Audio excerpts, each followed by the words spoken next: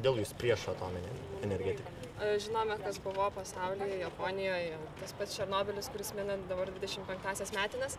Dėl to mes esame pasiryžę kovoti visiems kartu, kad išvengtume tokios pat tragedijos.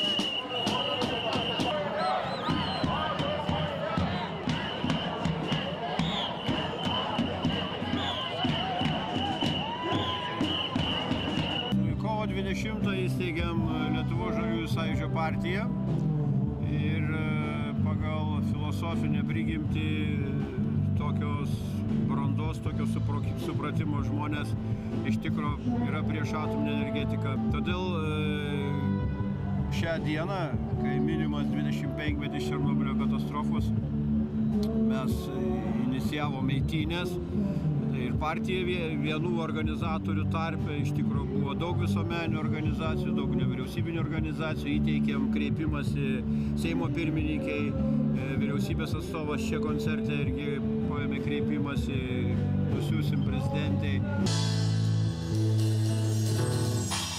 Savyje paklydau, dangų nuoką matau, aš erdvė būtyje. Ar būtis ar vėjas?